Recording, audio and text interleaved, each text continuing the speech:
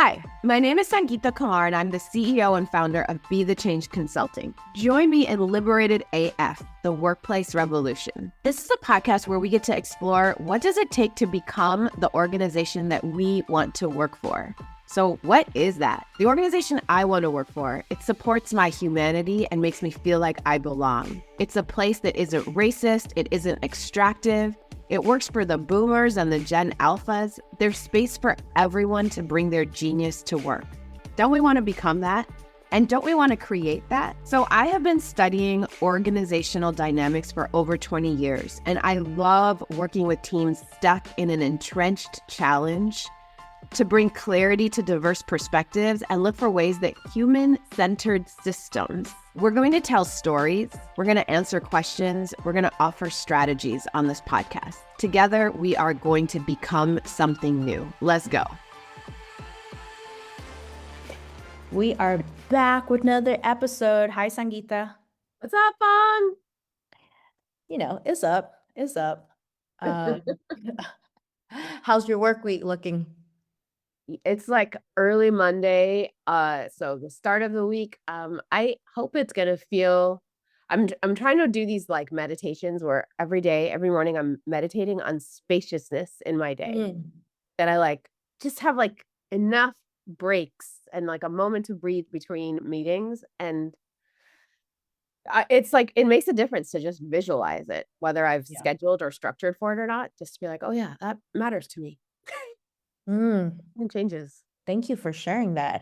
I too started a practice that I think I'm really proud of myself, and I hope I don't jinx myself. I've been going 2.5, almost 3 months strong. I was noticing that there are certain characteristics and behaviors in myself that I was like, this is too much, Fong. So I also start my morning with a meditation and journaling, but I would journal, for example, you said balance, right? Recently, I wrote, my journaling was judgment. I felt that I was just too judgy, and I would write down 2 or 3 ways in which I caught myself doing those things. And then I would create 2 little check boxes of like what it would look differently. And so the following day I would grade myself. If I did it, I'd cross it, be like winning. If not, I would circle it. I'm just like, okay, note to self, do better. I love that. Love that. Love that. All right. I don't know. I think it's that self-awareness. I have a topic for Need to this. be assessed. Yeah. I have this topic. I'm so sorry. We didn't really previously talked about this, but as you know, we are heading into, so we're in spring, and a lot of folks are going into summer programming, education folks, after school folks. And so there's a lot of hiring and firing. And so a lot of questions I've been getting is that what is human-centered transitions? Like, what does that entail? How do you do that? The whole idea of letting someone go anyways, sometimes, as you know, it could be on mutual terms, sometimes it might not.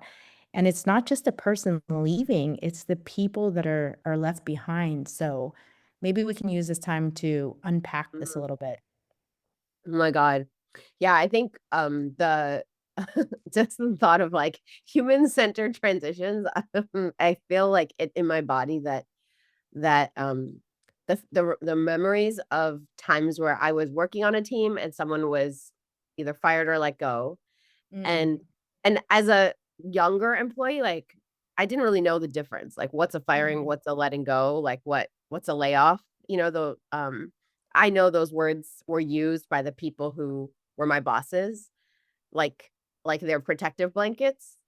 And Yeah, I didn't know. I know that even today I'm like a little confused about the difference between those words. So I know I definitely didn't know what those words meant 20 years sure. ago. What I knew was somebody that I worked with was there one day, and then I was being told that they were not there anymore, not by them, but by people in leadership.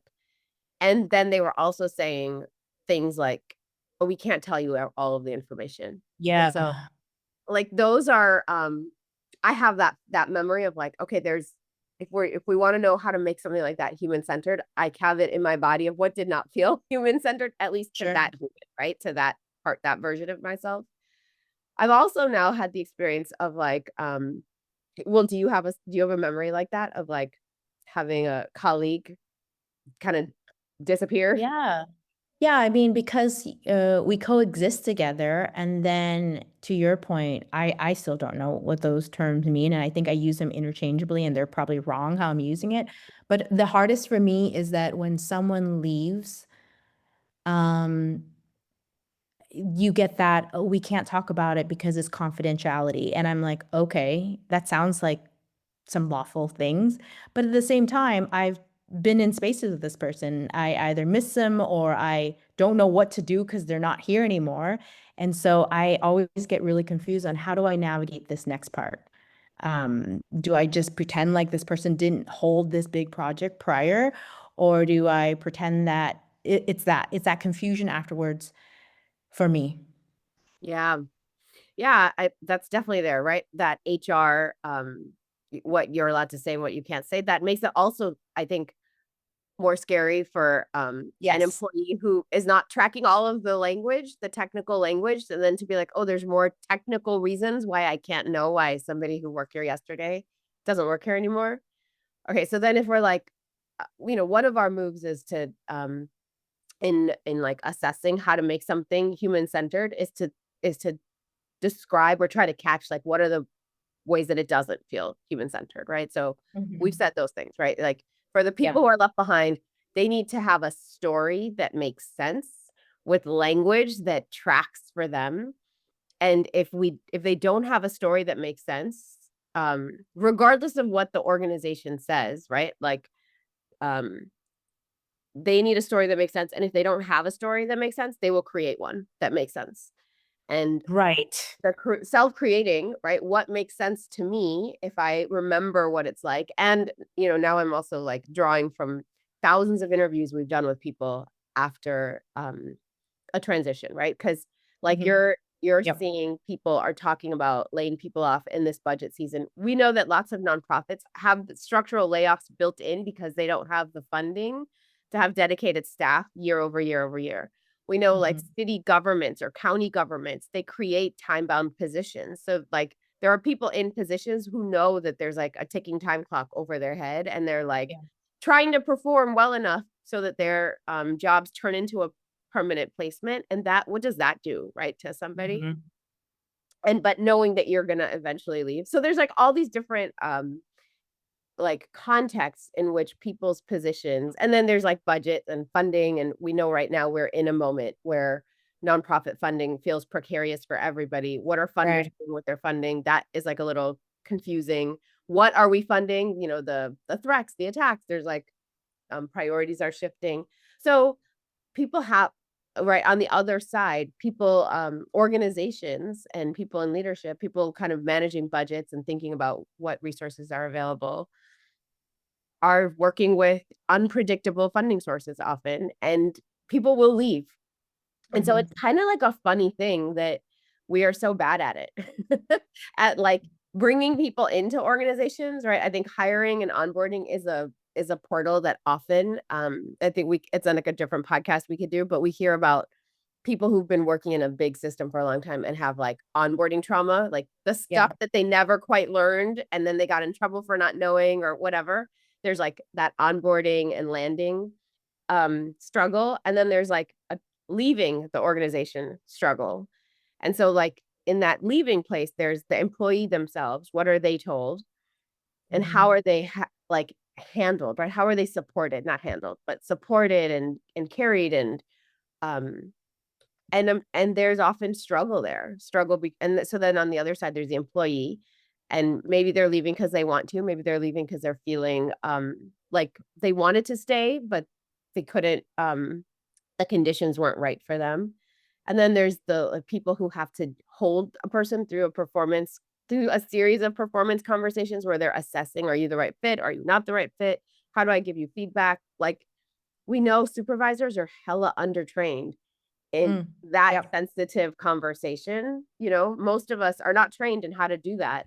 Let's just say that out there. I always this is the realization, right? You and I have been both supervisors too, and I always say this in the supervision trainings that I do. I'm like, "Did anybody in here get like a master's or a PhD in supervision?"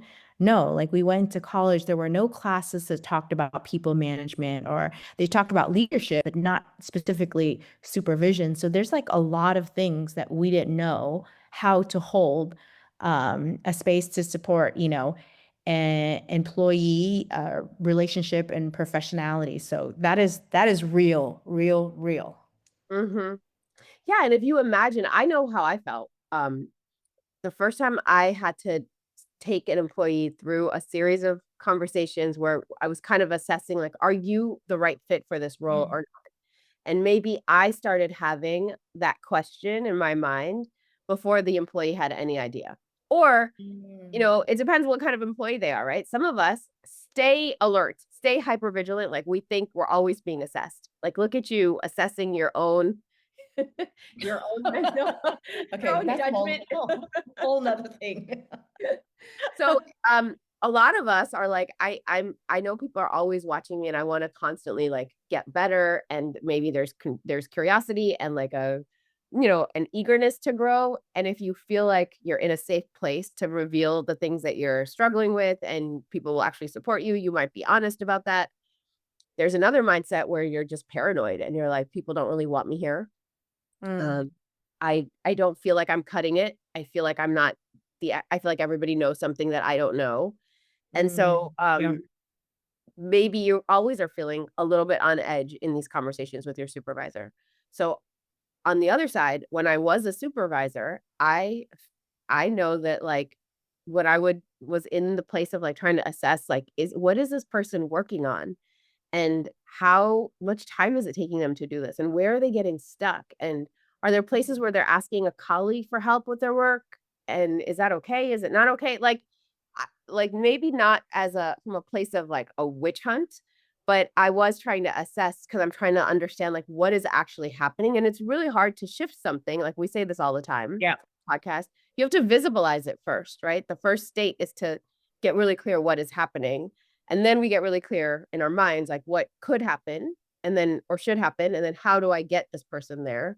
And without real clarity on each of those three steps, the communication is going to get muddled Hmm. if I'm just Yeah. holding like the anxiety of I'm assessing you without the precision of what am I assessing for and how does this assessment happen, what I will probably communicate to that employee is like my own confusion and anxiety, which that Mhm. only makes it even more confusing in that space.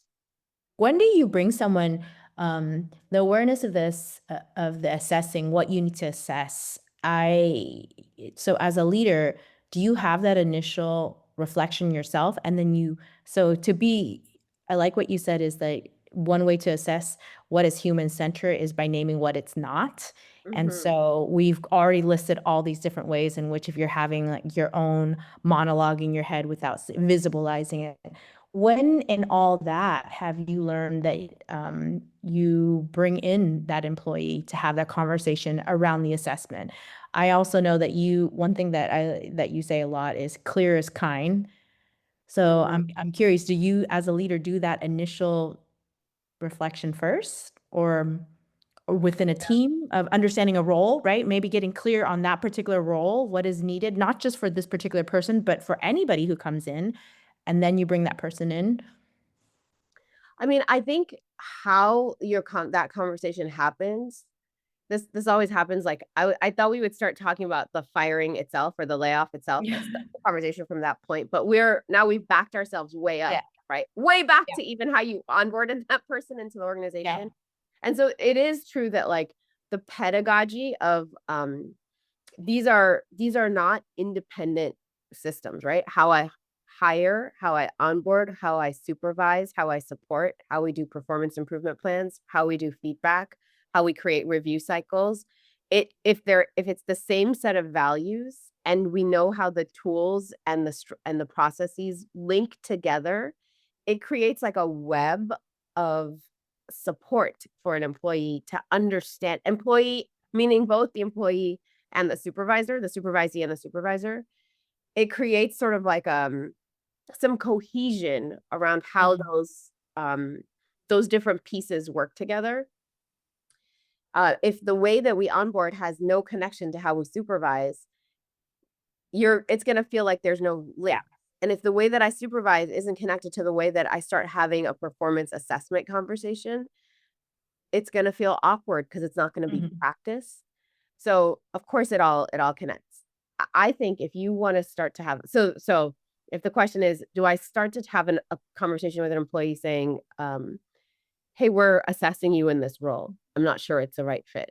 I know this is going to be stressful. That it doesn't feel good to hear that.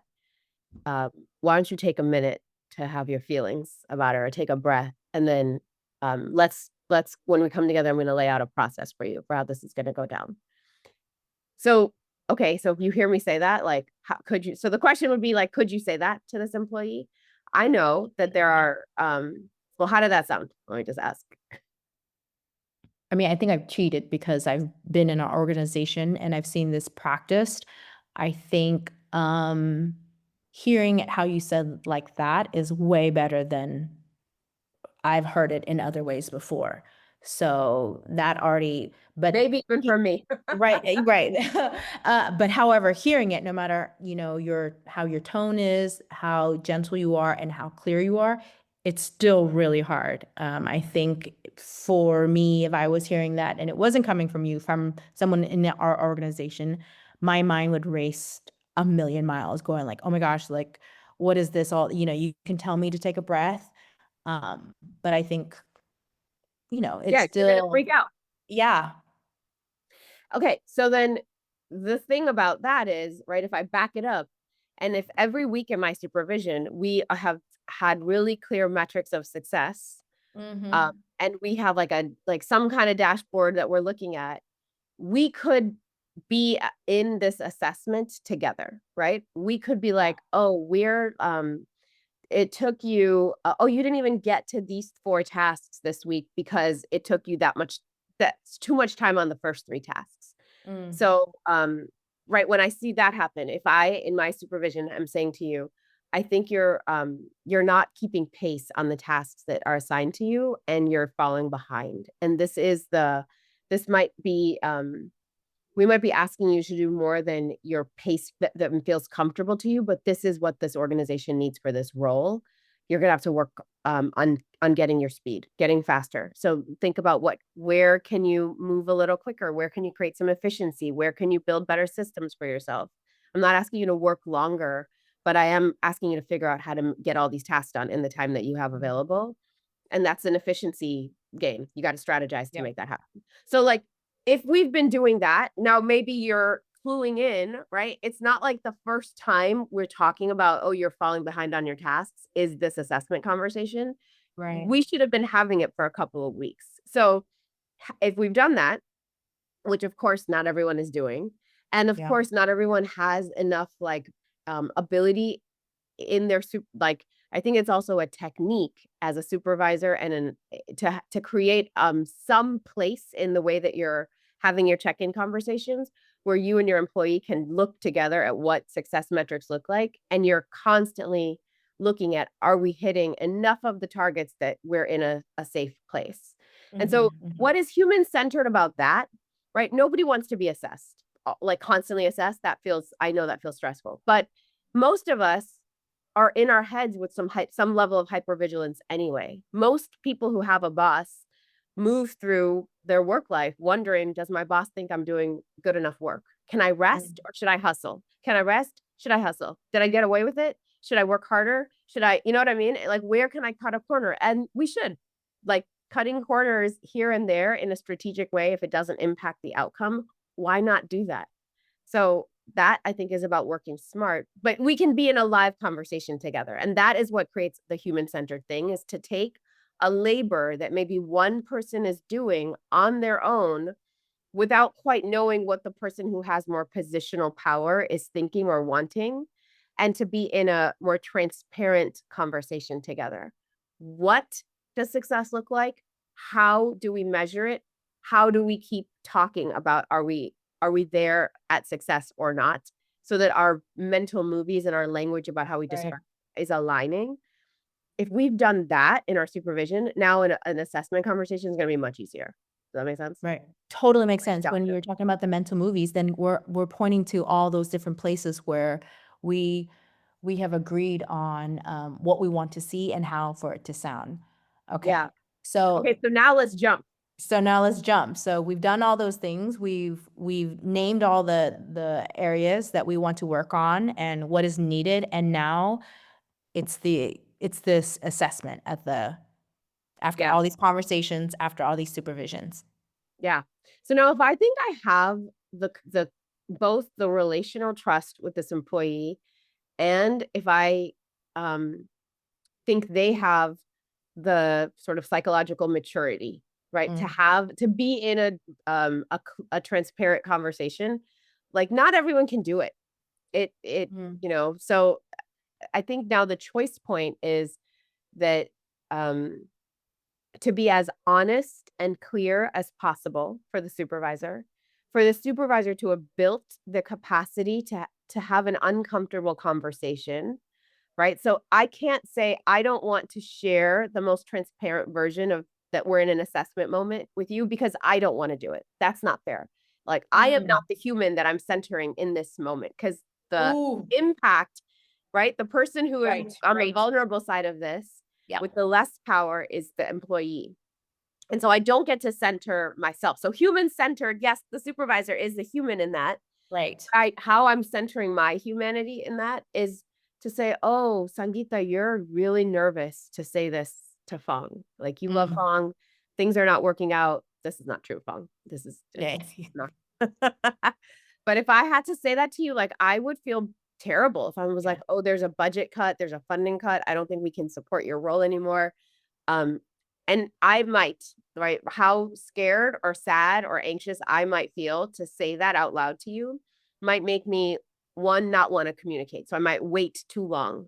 Mm. Um, two, it might make me say it in a vague way Yeah. because I'm so nervous that I jumble and like use too many words. And then you're like, what the heck is she even saying? So I've had so many people tell me I have communicated to my employee that bad news is coming, that funding is not guaranteed, or Yeah. that their program might get cut or need to shift, or that they themselves are not meeting the expectations, or we hired them to do a particular role to support this coalition or this process, and the partners there think that they don't have the skills, and so we can't put the right there. I've had plenty of coaching conversations with a supervisor who says, I told my employee. Then I go and I talk to the employee, and they are so confused about Right. what was said, why it was said. They don't have any documentation to refer back to. They're like, I was in that conversation, and who knows, maybe it was communicated well, but they were flooded with feelings. And Sure. as soon as I'm having more than one feeling, I'm probably not listening to your nuanced language. And if you're like, well, this would be a layoff, not a firing. We have to think about conscious uncoupling. Let's think about the transition. All I can hear is, Yeah. how am I going to make rent? Right. Yeah. Or what, like my most immediate threat, my brain is going to take me to the closest cliff that I can see for my life. And I've projected myself there. Mm. Like, right. Oh, I have to tell my mother that I've been fired again. I'm Mm. back to looking for another job. Like, I'm not listening to anything you're saying at that point. Right. So I think human centered there, right, is for the supervisor to get really clear, prep. What do I want to say? What's the context? What is actually changing? What's the timeline that we're talking about? What do I need to, is there anything this person can do to save their job? Right. Mhm. Like, and then write it out. I would say this is a conversation to prep. It's not, especially when you're doing it for the first time, it's not something to wing. It's Mm. to write everything out first, say it once in the mirror, take a breath before the conversation,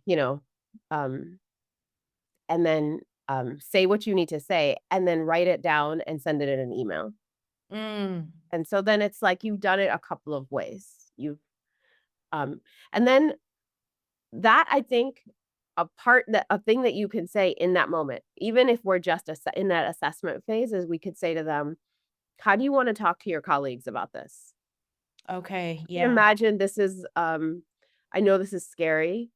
Very. I want us to have like I know this is going to make you want to hide from me. Right? We can say as supervisors, we can say some of the things that we know are happening for this employee without making them say it. So, we could say, I know this is going to put some distance in our relationship. You're going to feel more nervous about like coming to me with questions or challenges. Yeah. I hope that you like let me be here as a support to you. I want to see this work out. Um, and it might help you to bring your other colleagues into the conversation. Let's think a little bit about how we talk. If you're going to share any of this with a colleague, uh, yeah, how do you want to frame it so that they know that you deserve support and help? It's not an embarrassing thing.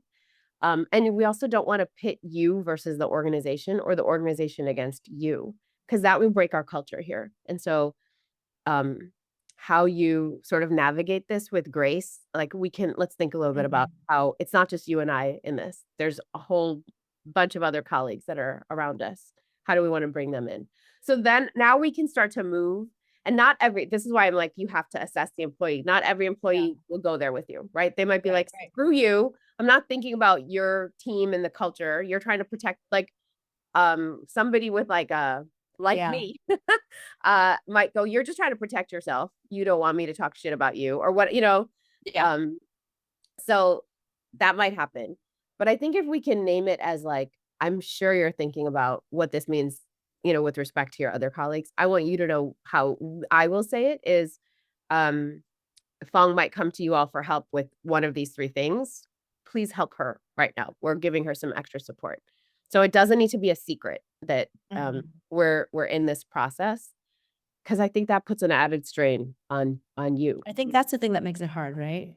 I think that's the thing around this, the process of letting someone go, if it's mutual or it's based on performance, is that level of, or how society has created it, is that you feel a little bit shameful and embarrassed. And so there's a thing about naming it in that space. And you shared this already, is that what if it might not go exactly how you just said, but I'm curious if when you ask someone, how do you want this news to be shared with the rest of the team, and that person offers something that is completely off, to the facts of why this letting go is happening.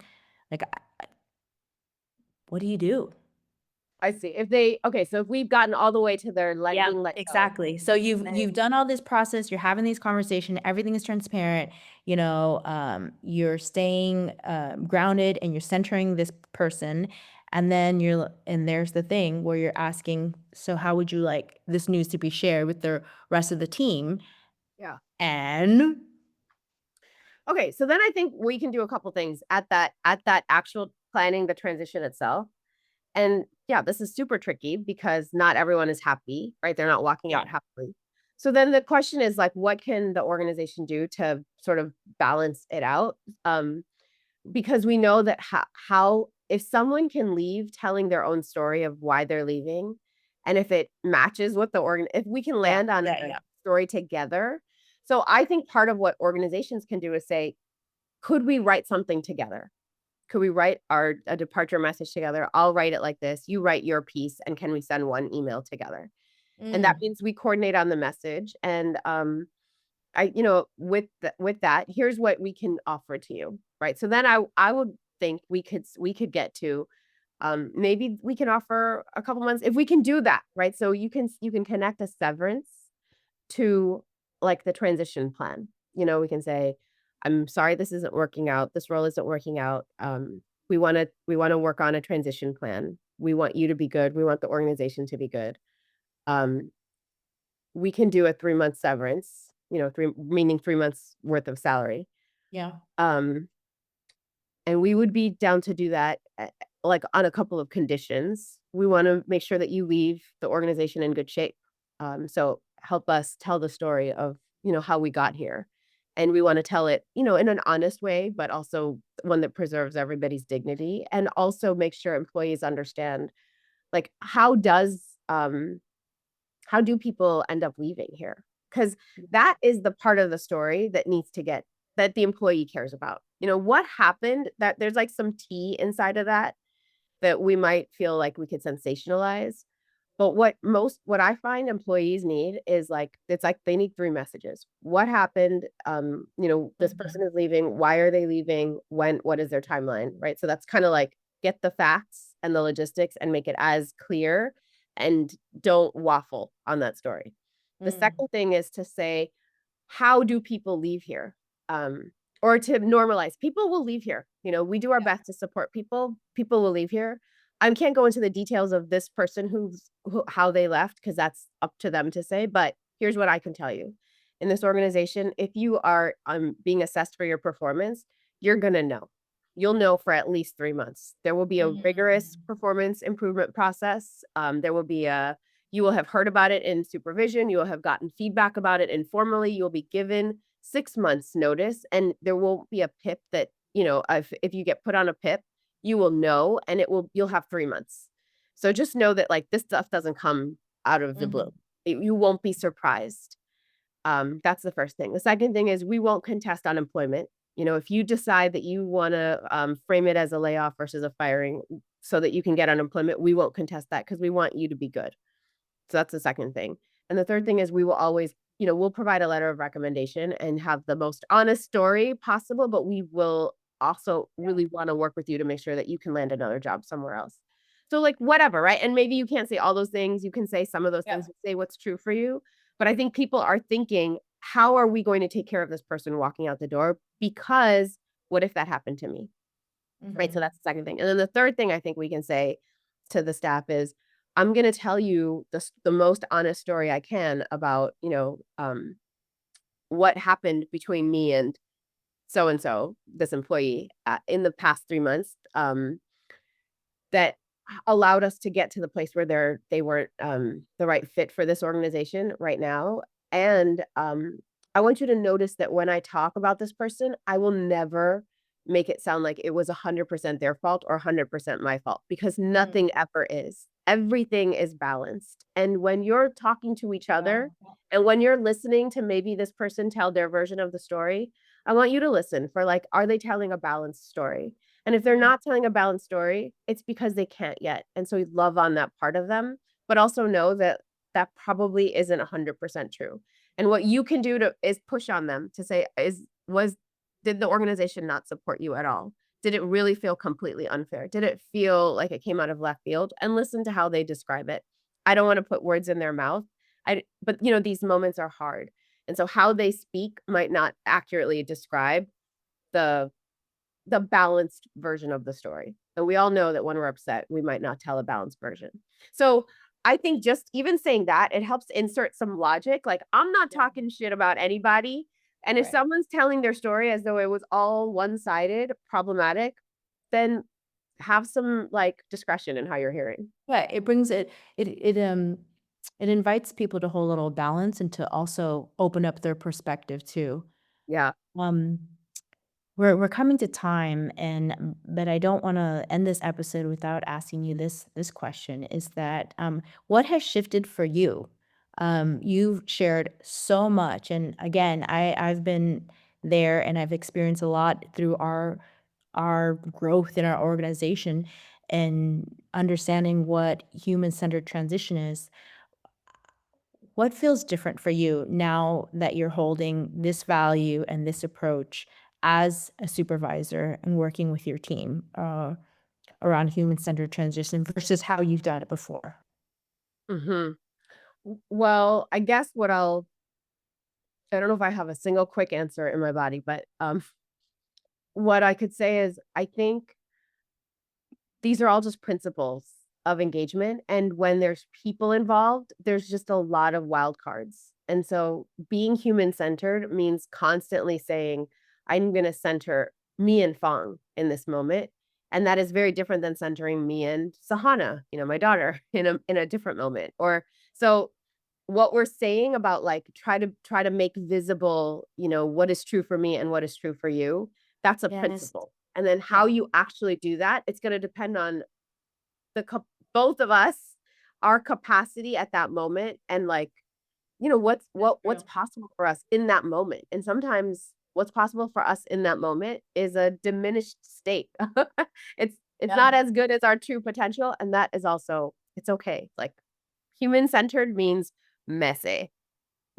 Messy, messy, messy, messy, but with a lot of care and attention. Great answer. I was I didn't know what you were gonna say, and as you were saying that, I'm like, "Yeah, we've have practiced that. I've seen you practice that." Y'all, this is, an ongoing conversation, and so if some of the things, shared today sticks and land and you wanna give it a go, we would love to hear from you. Sangeeta, thank you for a great episode and more to come, y'all. Until the next time we're on, this is Liberated AF, a workplace revolution. Bye. We hope this conversation provided helpful insight and inspired you to create a more inclusive and liberated workplace. If you enjoyed today's discussion, please subscribe, leave a review, and share the podcast with your friends and colleagues. Your support makes a huge difference in helping us reach more listeners like you. We love to hear your thoughts on today's topic. Connect with us on social media and drop a comment. You can find all the links in the show notes. Thanks for listening, and we'll catch you next time.